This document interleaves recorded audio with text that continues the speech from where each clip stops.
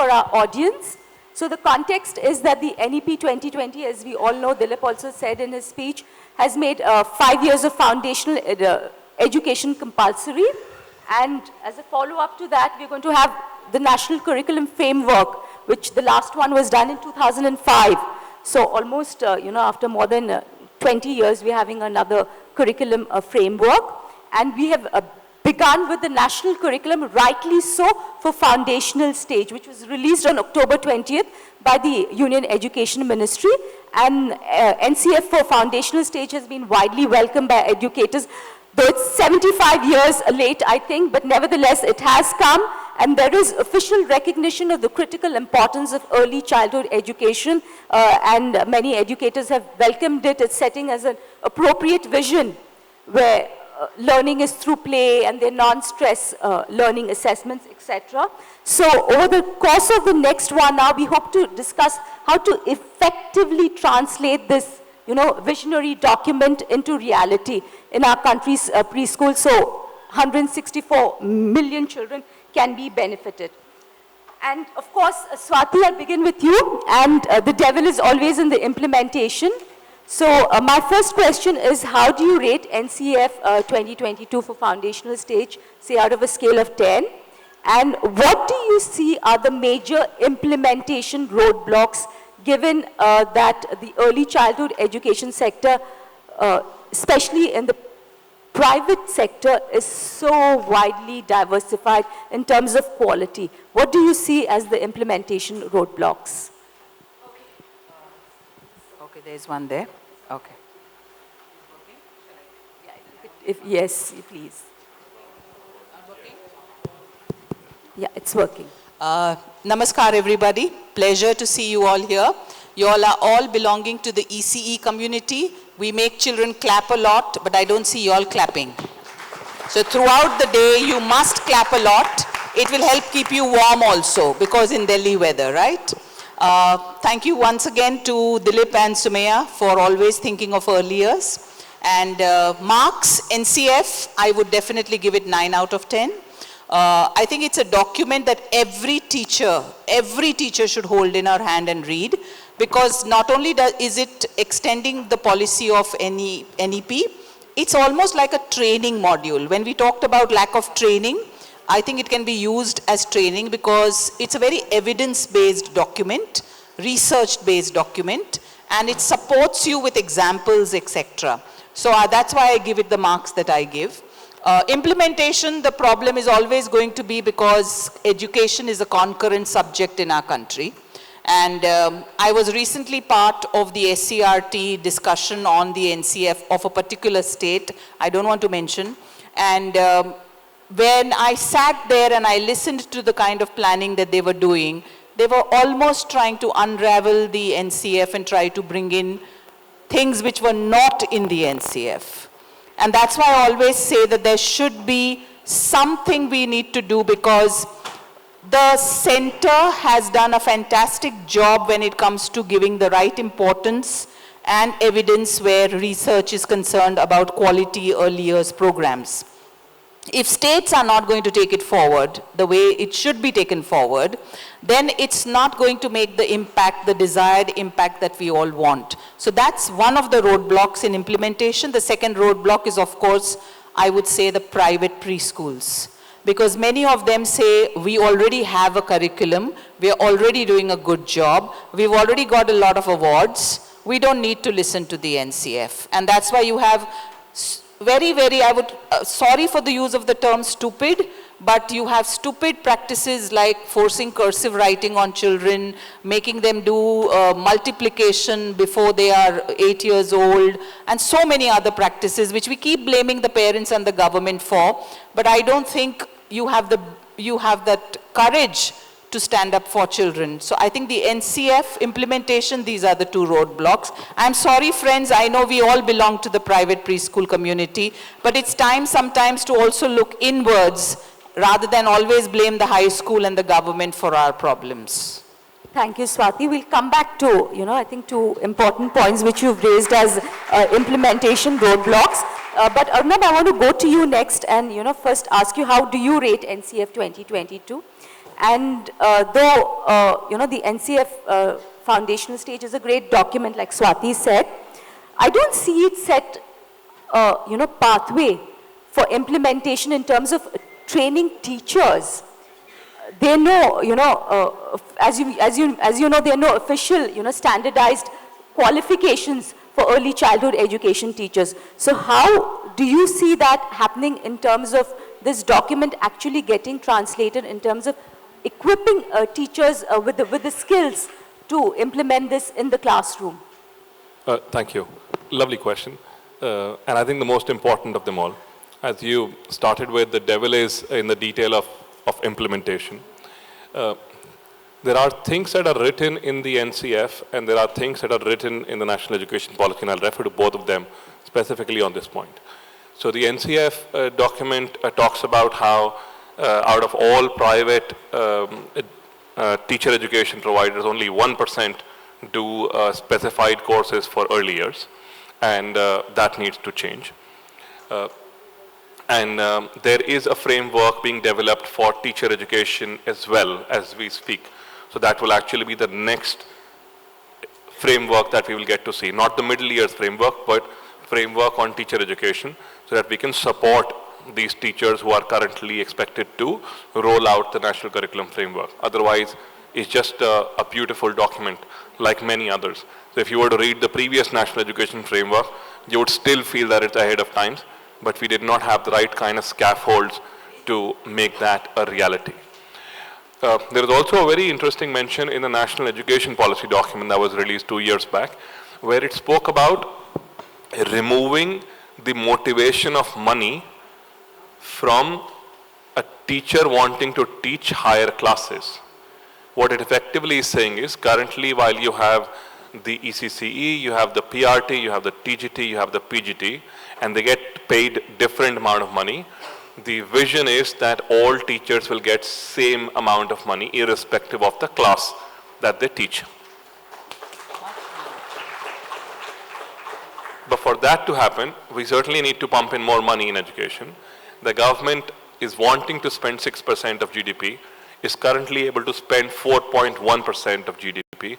And interestingly, in the last 3 years, every year, in terms of total money available, it has actually gone down.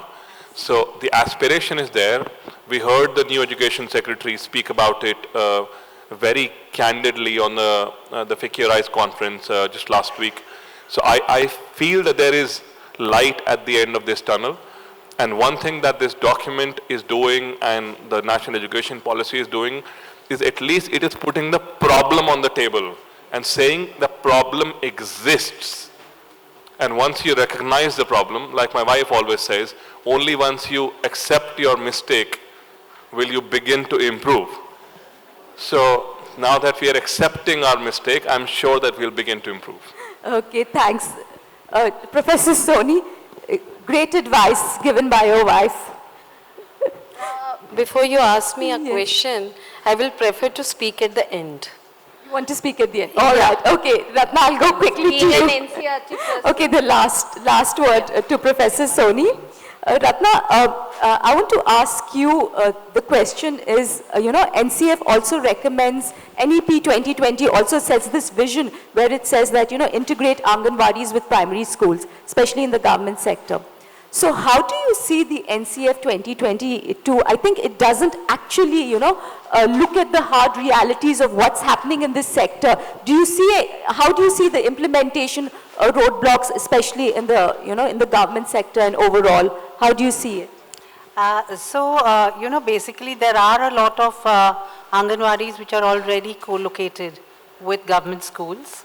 And in fact, post the release of NCF, there are a lot of states like Maharashtra, etc., which are looking at integrating Anganwadis along with schools and co-locating them for a host of reasons. One of them, of course, being quick availability of infrastructure. Because I think one of the biggest problems that Anganwadis would face in terms of integrating and taking this, the early childhood learning forward is there are a host of things. One is education is a concurrent subject, right? So the budget rests with the state. So whereas this national level, there are recommendations. The actual implementation of policy rests with the state. And what happens is, and we've seen it especially during COVID and other things, that in the face of a crisis, the first budget that gets repurposed is the education budget, because they feel that this can wait. And as COVID has shown us, it actually cannot, right? So already there are efforts to, co-locate, etc. But I think my concern is not about the fact that they are co-located or they're going to be there.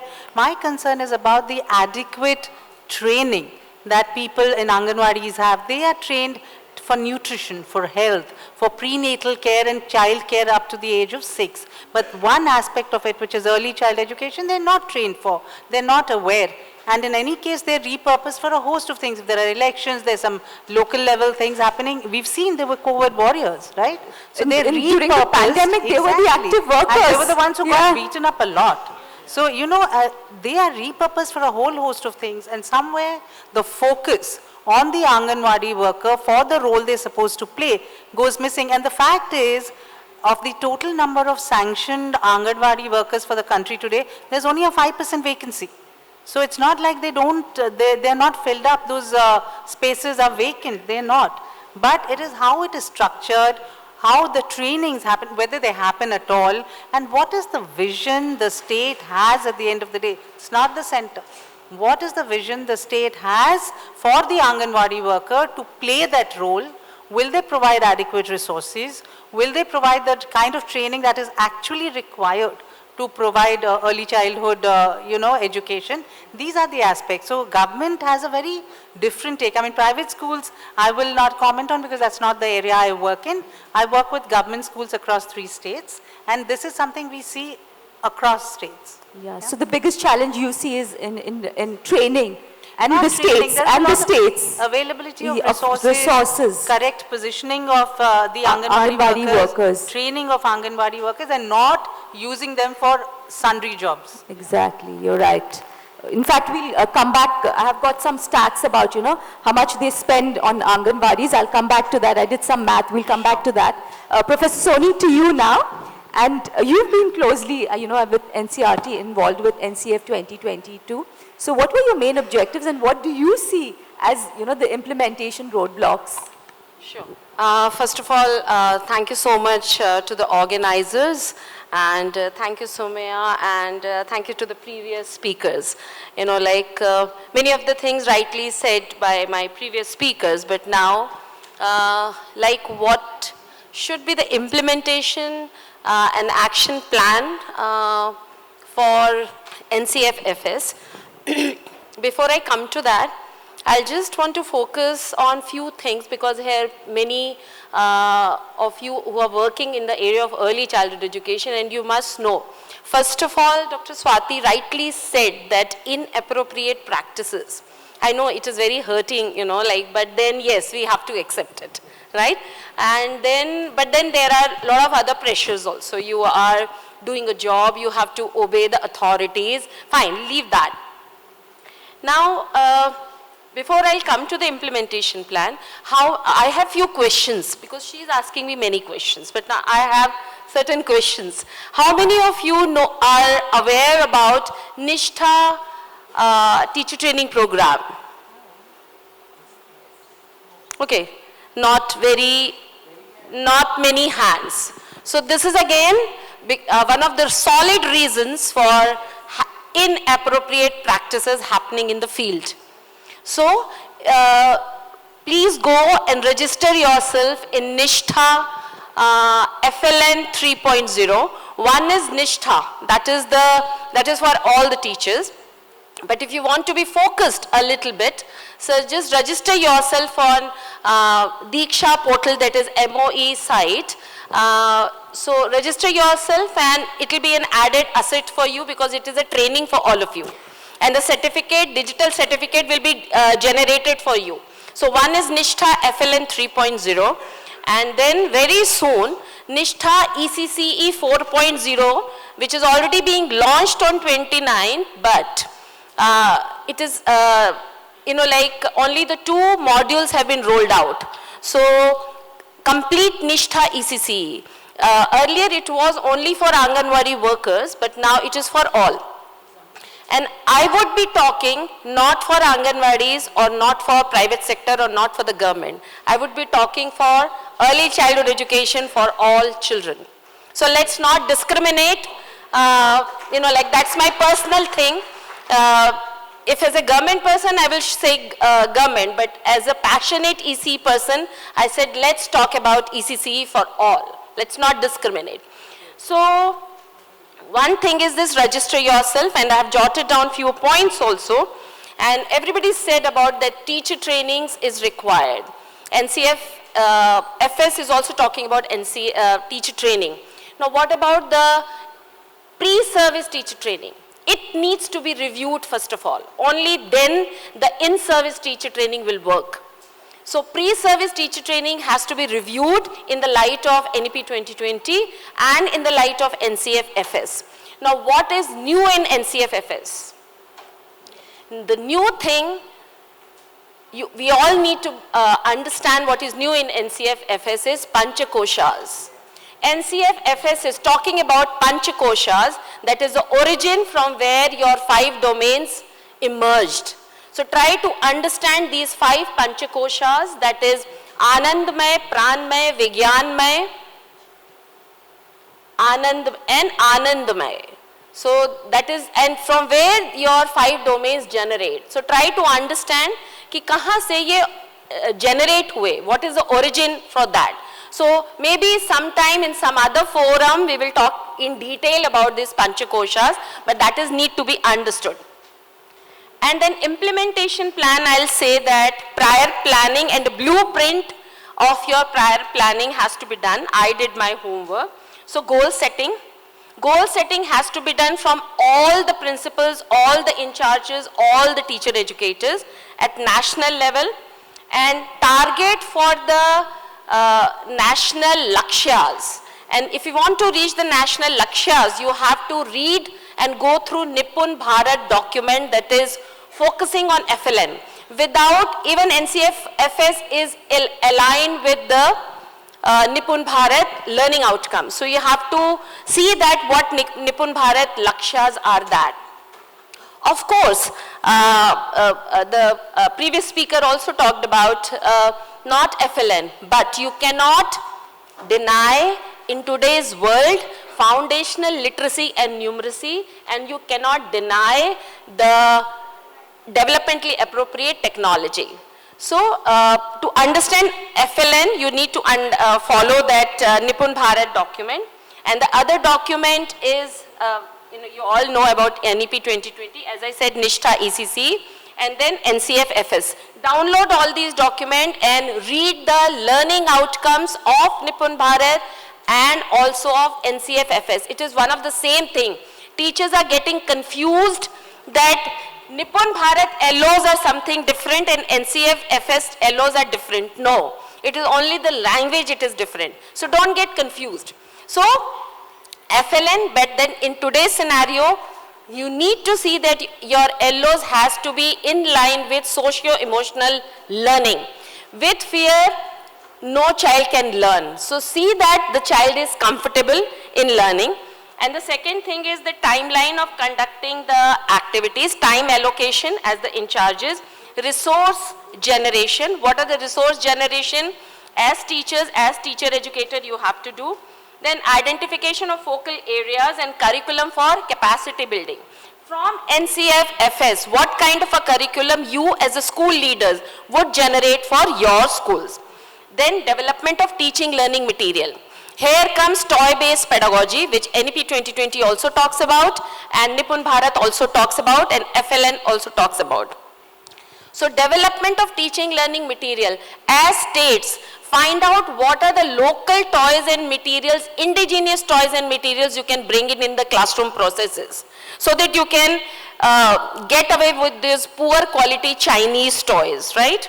And then everybody talks about assessment. I'm just rushing because I don't know like how much time I have supposed to give. If we can come back to you, Dr. Soni, and talk about assessments a bit later. Or, fine. Yeah, fine. I'll come back to you. Sure, yeah? sure. So, I just want to continue this discussion on what Dilip said earlier about In fact, I strongly recommend everyone to read Dr. Krishna Kumar's essay in our latest EducationWorld.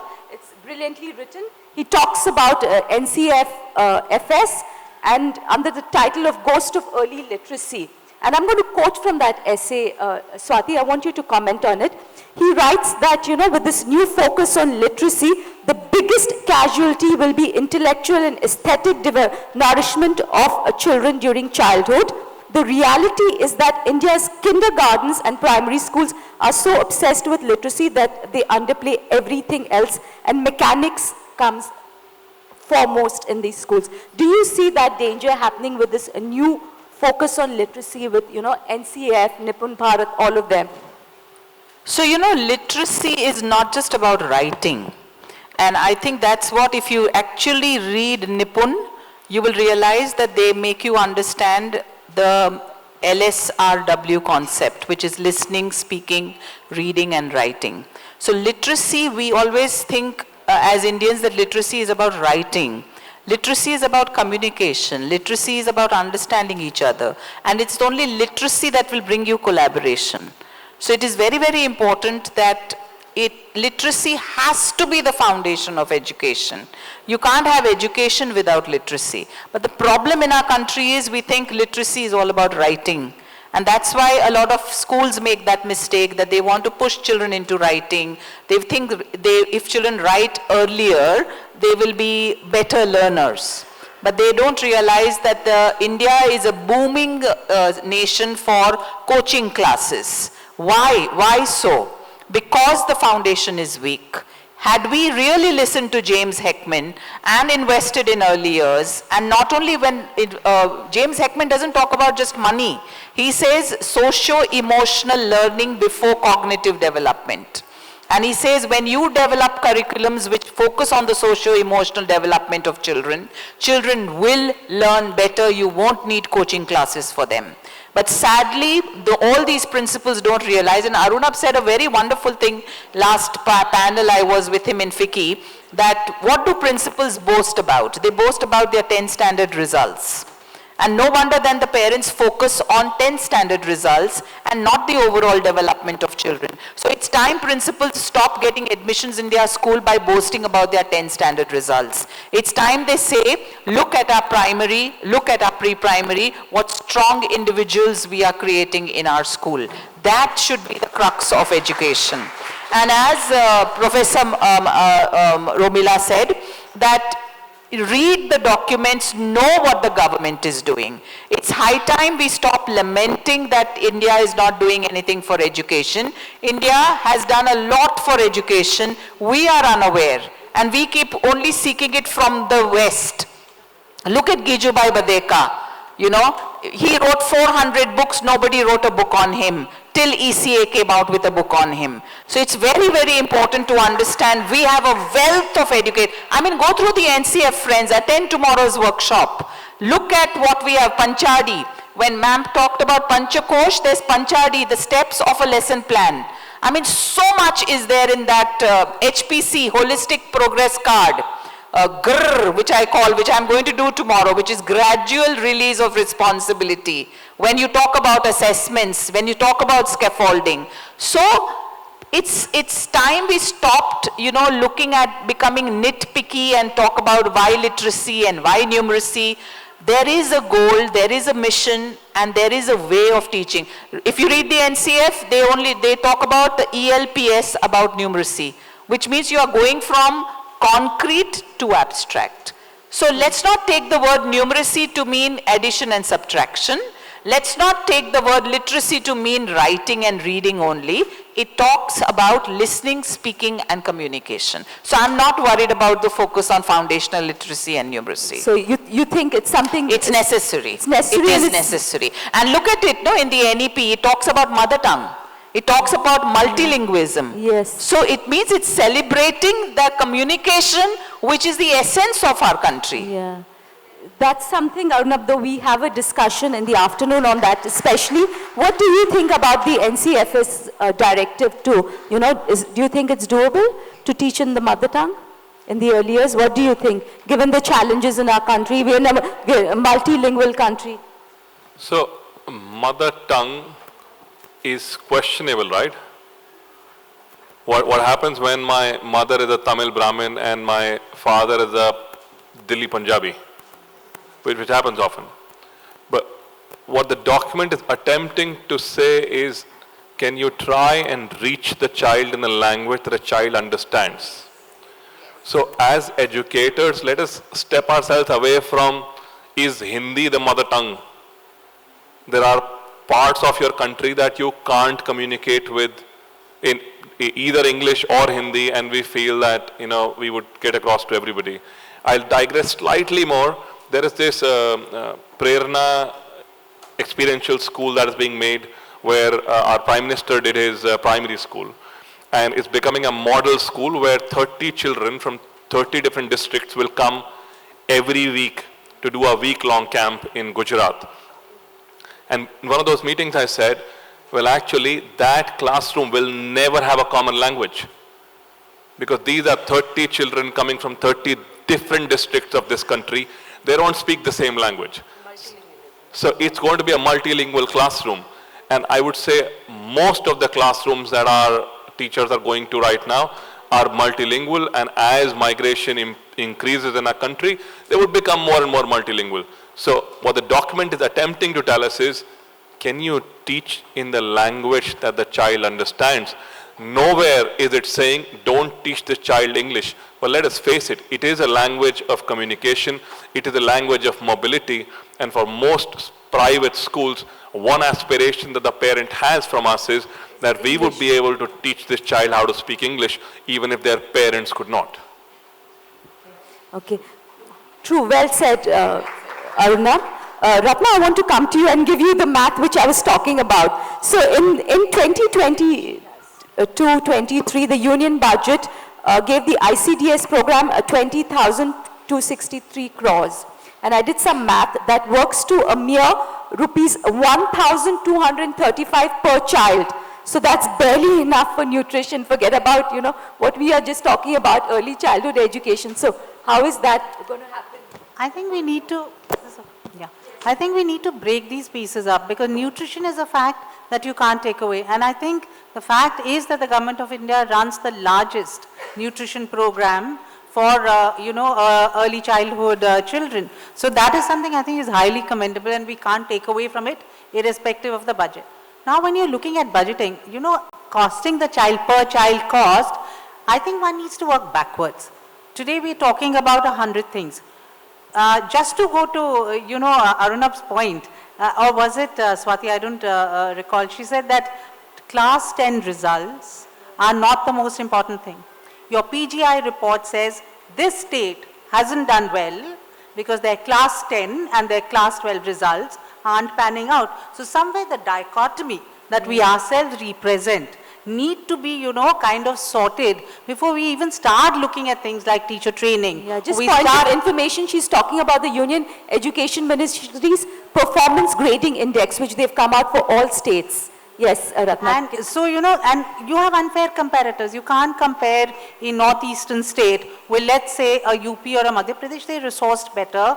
They are more upwardly mobile in that sense. There are far more private schools. So how can we, match the parameters? You should look at a state as a particular focal area, identify what are the things that are happening particular to that state. We're talking about mother tongue.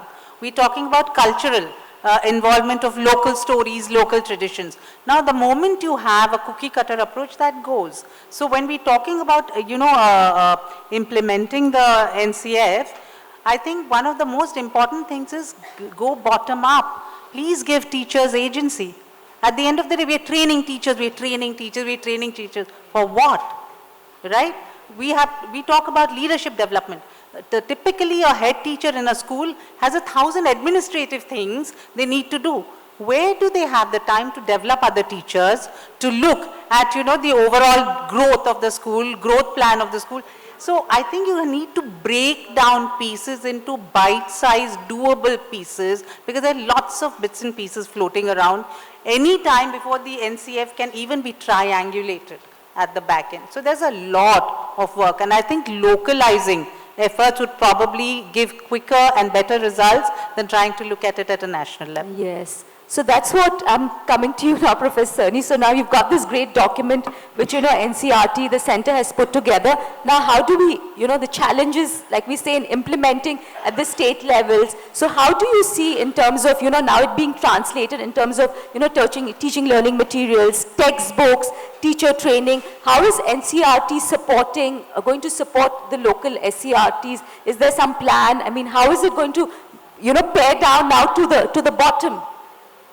That is in the classroom. Yeah. NCERT is in the process of developing syllabus and based on NCF FS, and at the headquarter NCERT always extended support to SCRT and DIET and other teacher training institutions whenever there is a demand from the state. And yes, we are in the process of developing a syllabus, textbooks. So I can't disclose more than that. Yes, and anytime anybody can approach to NCERT, and this much I think everybody knows that on 26th of January, that is on the occasion of Saraswati Puja, and as well as 26th January, there will be a release of syllabus for the foundational stage and the textbook. That minister has already announced, so there is no hitch of repeating it again.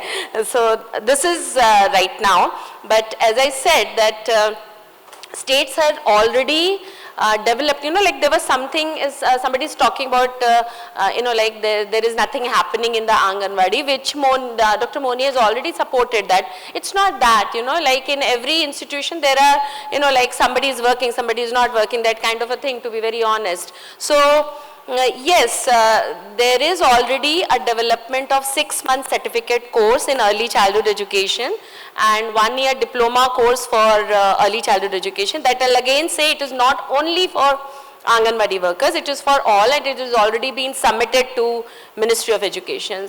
So right now this much only I can say. Okay, thanks so much. Yeah. So I'm going to, each one of you all, I'm going to quickly give you all perhaps, 1 minute each. I want you all to give me one wish list, each one of you all, for, effective implementation of NCF 2022. What you'd want and what you would propose, whether it's in the private sector, or we won't talk about private and, government, we talk about universal provision of high quality early childhood education to all children. And now we've got this great document. How do we translate that into reality? Actually, I'll take the mic. You'll say everything. There is always this student in the class. The teacher gives the person the first chance and she says everything that there is to be said about the topic. And then she says, especially asks people like me to say, what do you have to say? And then I say, me too. So okay, so now you're going to go last. Swati, you're going to go last. We're going to go. Yeah. Okay. If I could just say one thing I want the government to do and then never listen to me again. For me, that would be, can we have the universal similar age to start grade 1? Thank you for saying that. If there are grade number 216 of the NCF, it is going to, but states are not listening. Currently, 21 states of India start grade 1 at 5 years of age. Yes. And then rest at 6. And something that's coming to schools now is also the national credit framework, in which till now schools were being left to their own till grade 8, and grade 9 is when you're starting to tell them this is what you teach. But now we will be telling them from grade 1 onwards. And then some schools have a 5-year-old and some have a 6-year-old in that grade 1. I don't think it's really fair. So my only wish is start at 6 years of age. You're so right. Karnataka again has issued a new directive for, admission age. Yes, So Professor I'll Singh. not say wish, I'll first of all answer his question that yes, because NCF FS is here, so first of all passionate EC person, EC is there in NEP 2020. So we should be happy at least, and NCF foundational stage is there, so we are super happy. And then very soon, it is already, proposal has already gone that very soon the age will come in RTE as well. How soon is soon? How soon? So everything I cannot answer here. So, but it is there, but then, Yeah, and foundational stage one, like we used to answer the wish list in our previous conferences, what about continuum? And now you can see the continuum in NCFFS. So are we not happy for that? Classes 1 and 2 are a part of early childhood education. But we are the Indian parent, we are always greedy. Yeah. So keep your greed a little bit under control. And as a wish list, yes, I'll again say that the proposal which has been gone, like that universal age group, so we are just crossing our fingers and we are hoping, and 100% we are sure that it's going to happen. Come. So that is the wish list. Yeah, but we hope not 75 years later the NCF has come. Right? Yeah. Okay, Ratna, to you. So my wish list is very simple. I think my wish list would be to involve everybody. We keep on saying the child at the center. The child has no agency. It's the people around the child that create the agency for the child, right? So to be able to have parents, and I'm talking about parents who are not literate, because there's a large part of parents in India who are not literate, who are never a part of conversations, but they have a lot of learning, traditional knowledge. The work that they do, their children should know, right? So creating an ecosystem where you have the children, the teachers, the parents, and the larger community, so that you can actually create joy. Because for me, what is essential, and everybody talks about joy, joy can be had in very small parts. You plant a seed, watch it grow, joy, nothing expensive, nothing state of the art. We talk about technology enabler, time to recognize that and not go hyper over it. So my wish list is to look at things from a how to do perspective and take it from there. Great. Swati? Thank you, Arunabh. In the NCF, it's given that how children learn, 3 words: choice, wonder, and joy. And I think we should embrace the NCF with these 3 words.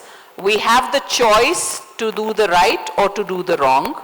We should look at the wonder around us, which is childhood, and we should have the joy of educating parents also about the NCF and what is right and what is wrong. I feel many of you are early childhood leaders. It's time to stop feeling powerless and say that the high school wants this or our admissions won't happen. How about you all gang up and not do things which are wrong for children? Where will the high school then get the children? Because all the schools would be doing the right thing. That's what ECA wants.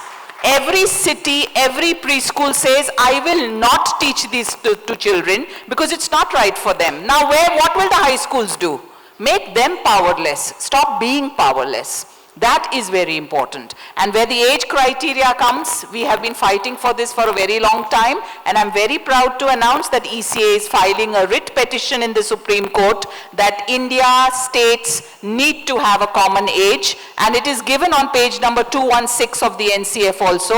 It appeals to all the states to stop getting children who are below the age of 3 in nursery and below the age of 6. So I feel it's time for us to celebrate. Tomorrow is a workshop on the NCF organized by EducationWorld. So I know you have come here today to attend the conference and to take your awards. But please also attend tomorrow's session, because wonderful 4 hours of immersion in NCF, 2 hours I'm going to be taking and 2 hours Dr. Vats. So please be there for tomorrow's session. We'll take some questions, but before that, I think Professor Soni, you want to say, there's a mic there too. Yeah, you can take that too. Yeah. You want to say something? Yeah. I just want to say that then we'll take the questions. Yeah, there was a lot of talk on assessment. So this time NEP 2020 and NCFFS is talking about HPC, that is Holistic Progress Card. So assessment, and 360-degree assessment. So whenever you will be making HPC or think about inbuilt assessment. As Dr. Moni already said, that assessment is not something that you will do at the end of the unit or towards the end of your session. So it is an inbuilt, it is a part of your pedagogical practices.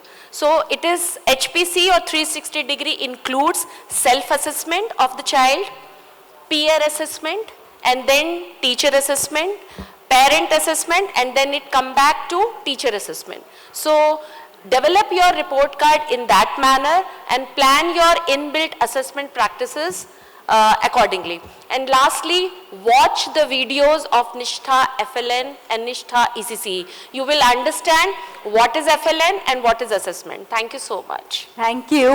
We'll take some questions from the floor now, please. Can we have a mic? Yeah. Yes. One quick question is, as one of the panelists mentioned, that the TGTs, PGTs should be paid the same salaries. Recently we had like couple of parents, like together they came, and then we told this is what is the fee structure. They said, are you like showering diamonds on the preschoolers? It makes sense if you charge for a high school child. So how are we going to like pay the salaries if you are charging like very, very nominal? But the parents' attitude has to be like really changed. That is what I strongly believe. See, I'm like, in 2005, my child went to a preschool in United States in Seattle, and I paid like $2,500 per month. And that is what I see the child harvesting now. But unfortunately in India, like, most of the parents are not ready to pay for preschool child. Yeah. I think Swati wants to take that. Swati? She's the first child, like I said earlier. Let me be very frank with you. Podar has 500 preschools in India. We are there in places like Nandurbar, which are sometimes not reachable otherwise. We charge according to the area where we set up the preschool, because we know the money spending power of the parent, but the curriculum remains the same. The activities remain the same. We have schools in Mumbai which charge 3 lakh fees for a year, because we know the paying capacity of the parent. So money, I don't think, should stop a parent from getting quality for their child. And once they come into your preschool and understand what quality stands for, a parent never wants to not pay for that quality. No parent in this country will ever deny their child their quality. We have aspirational parents in our country. They want to go out of their way and spend on coaching classes. Why? Why are they spending on coaching classes? Because they know that coaching classes will give them that dream of a successful child. It's time for preschools to become that dream for the parent, and they will pay for those fees and then use those fees to pay for teacher salaries. Absolutely, ma'am. Because otherwise we get a reputation of just taking high fees but not giving that quality to the teachers. So that is also somewhere which is our responsibility. Can you, whoever asks a question, please raise their hand and then introduce themselves. You want to ask a question? 1 second, we'll come back to you. Let the lady, she wanted to ask in the earlier session also, then we'll come back to you. Okay. Very good morning, everyone. Here I am Swati from Hyderabad, from Elegantia Play School. And my question is related to the age criteria, because this is very pain point for the play school. Parent force everyone to take the admission in a nursery when they are 2+. So can you give me the some pointers which is we can explain in terms of child's benefit? Because the parent, they want to know the point which is beneficial for child. They don't want the point which is beneficial for the play school. They think like we will pay 1 year extra fees to the play school, and they want to cut down that thing. So my question is, give some pointers to us, so which will helpful for the parents to understand the child's point of view. Okay, so I hope it will be helpful for yes, others. Thanks so much. We got the question. Thank you. I will attempt to answer it, but very often my teachers didn't think it was appropriate. But I'll still give it nonetheless. So it's not just something that preschools are facing, it's something that schools are facing as well. So parents would come in and say, oh, my child is only 1 month short, why don't you take my child in? So this is the conversation I've been having for the last 2 decades, every year, and I know I would have it. And something I try and tell the parent is that, you see, you're starting your child on a 20-year school journey, and on every milestone that a child reaches, your child would be reaching there last. So I ask you, what advantage do you offer your child by placing your child in that race? Very often this question is coming from very educated parents. Because their children are often speaking early, they're catching on the second language earlier, so they're getting the sense of, why does my child need to spend 1 year doing ABCD? So when we have that conversation to say, okay, agreed that your child may be able to survive for the next 20 years in the school system, but my question to you is, what are you doing for your child to thrive in that system for the next 20 years? And most often parents then get it. Dilip? I speak not as an education, as an economist. So, I wanted to take up the theme that Swati said, don't feel powerless. I think the teachers community in this country is completely powerless because they never speak up against government. Now, the basic problem in Indian education for the last 50 years, 60 years been that the allocation for education is only about average is about 3% or 3.5% per year of GDP. That's half of what's happening in the developed countries where the GDP per capita is much higher. So I never find educators ever talking and saying, you must implement the recommendation of the Kothari Commission, which was made in the year 1967, that spends 6% of GDP on public education, which includes Anganwadis and others. So the teachers community, in my opinion, should not remain completely apolitical. Everything ultimately is politics. You've got to speak up and say you have to allocate greater resources. As you just said in the ICDS program, is what? 1,253 per child. Per child, per year. And you say, okay, you're giving them midday meal. But I mean, okay, but that's not enough. You have to make children a top priority. So if you look at EducationWorld, our mission statement is to build the pressure of public opinion to make education the #1 item on the national agenda. Ladies and gentlemen, please understand this. We have the largest child and youth population in the world. That is our resource. If we educate all of them to an acceptable level, we will become once again the richest country in the world, which we were 300 years ago. The point is, you have to stand up when politicians come. Thank you very much for spending your time, etc., etc. No. Do your job. Rearrange the budget. Don't keep spending on establishment expenses. Learn to make peace with your neighbors. Cut defense expenditure. Put more money into education. All this you have to say. I've never heard a teacher or a principal ever say it. In fact, Dilip, we must say that EducationWorld for the past 10 years, in our special budget issue, we have been suggesting a schema to government on how to cut spending in establishment expenses, defense, etc., to raise spending on education to 6% of GDP. No, to raise 8 lakh crores in 1 year. Yes. But we have never got a letter, a phone call. It's been sent to all the top economists of the country. We've never got a response from anybody. Yeah. Nobody wants to say anything on policy. See, ultimately, money makes the mayor run. Don't think you can educate this country without raising their spending on GDP to 6%. Yes, all over the world they're doing it. We are the only people. It's time to end Indian exceptionalism. We are not something exceptional. What applies to everybody applies to us. Yes. So start getting political. Yes. So in fact, effective implementation of NCF is not going to happen unless this wish list of EducationWorld, which is, the government needs to put its money where its mouth is.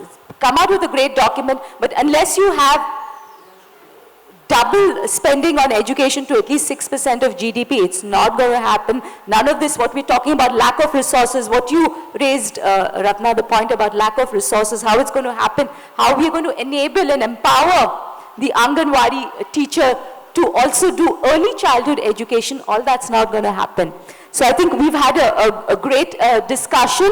Thank you to my wonderful panelists. Lots of food for thought. I think through the day, we can continue this conversation going. And of course, like Dilip said, we encourage you to speak up, write to EducationWorld. I mean, let's create forums on how we can make this happen. Because unless we provide and universalize early childhood education in India, we are not going to get anywhere. We're not going to become a 5 trillion economy if we don't build a solid foundation.